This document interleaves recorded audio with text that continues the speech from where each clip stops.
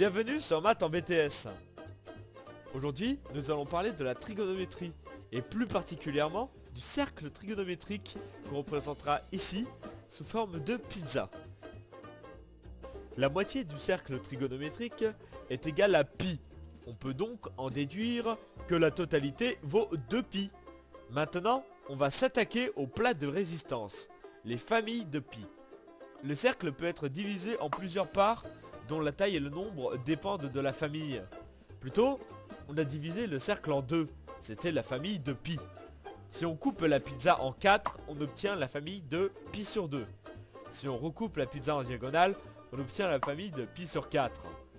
Pour obtenir la famille de pi sur 3, il faut prendre le rayon de chaque côté de la pizza et découper verticalement au centre. Et pour pi sur 6, on reprend le résultat précédent, mais cette fois, on prend le centre des rayons verticaux et on coupe horizontalement.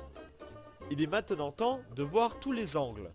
Il faut savoir qu'il y a un sens à respecter afin de découper sagement notre pizza. On part du point 0 qui est à droite sur l'axe horizontal et on représente tous les angles dans le sens contraire des aiguilles d'une montre.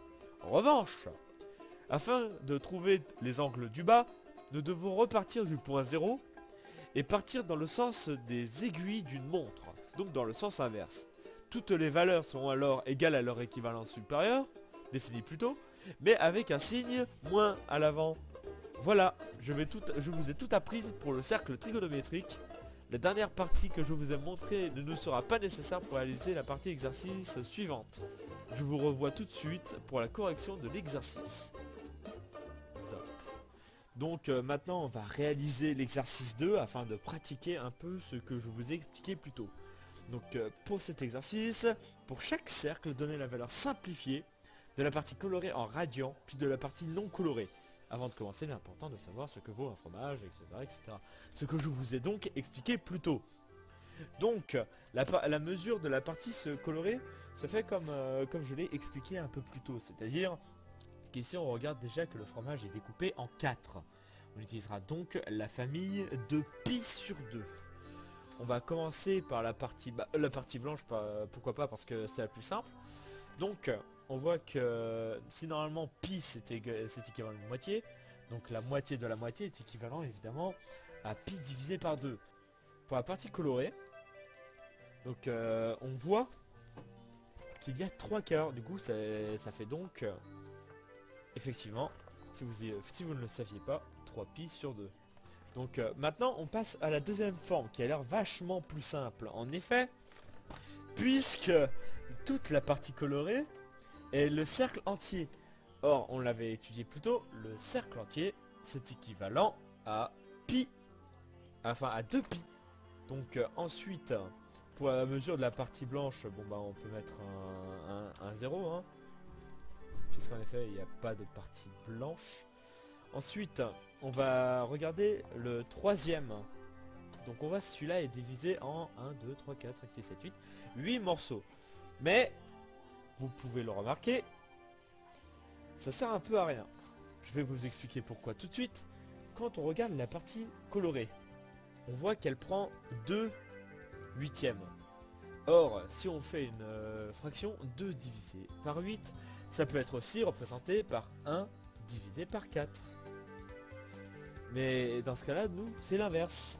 C'est-à-dire que un quart, sachant que un petit bout comme ça vaudrait pi sur 4. Deux petits bouts voudraient donc 2 pi sur 4 divisé par 2, pi sur 2. Et la mesure de la partie blanche, donc on voit qu'il y a, par contre cette fois, comme tout à l'heure, 2, 4, 6, on peut diviser par 2, ça fait 3, ça fait comme les 3 bouts en fait qui étaient là. Sauf qu'ils sont en blanc cette fois, du coup on peut reprendre le même résultat de 3 pi sur 2. On va reprendre sur celui d'après, qui a l'air encore plus simple, puisque en effet celui-là est carrément divisé en deux. La mesure de la partie colorée et de la partie blanche sont donc valent la même chose. Et comme on l'a étudié plus tôt, la moitié vaut pi. Aussi simple que ça. Maintenant, c'est là où ça commence à se corser un petit peu, hein, enfin vraiment un petit peu. Hein. Donc, on voit que cette fois, c'est divisé donc comme ici. comme ici aussi, hein.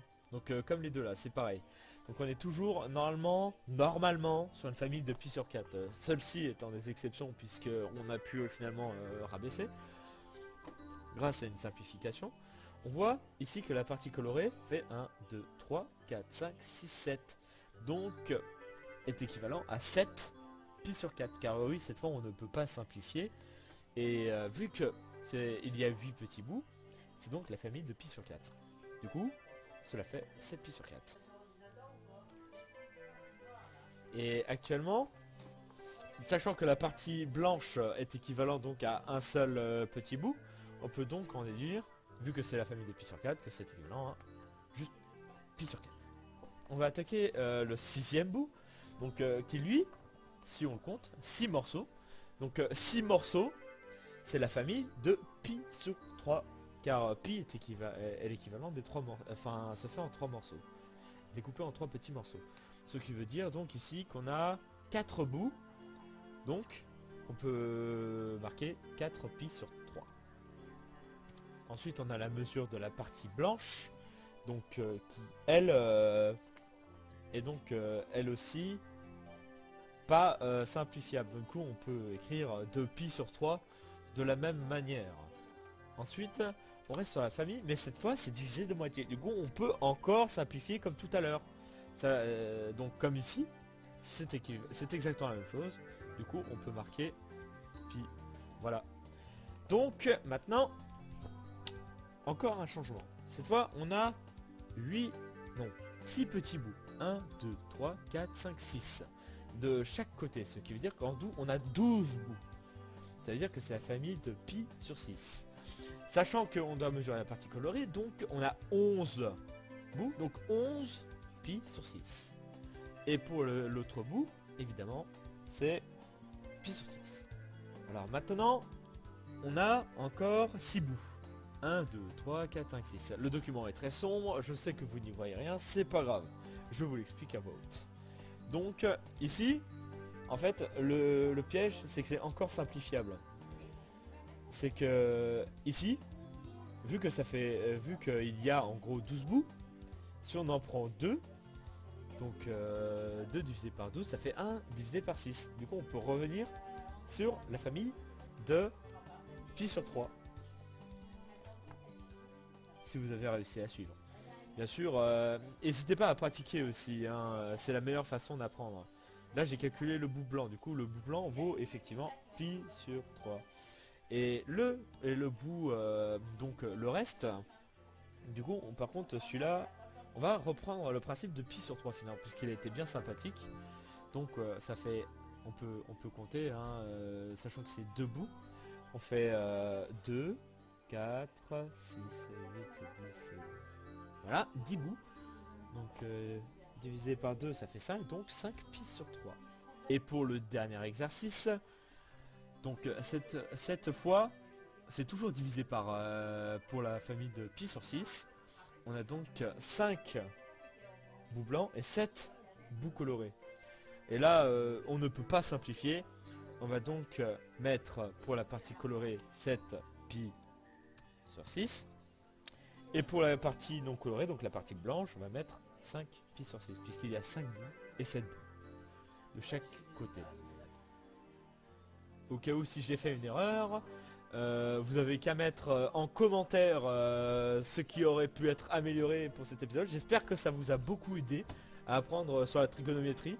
Que l'exercice par contre j'espère que vous l'avez fait tout seul, hein, parce que ça sert à rien de regarder l'épisode pour ne pas parce qu'on avait la flemme de faire l'exo et puis voilà, ça rentre en s'amusant.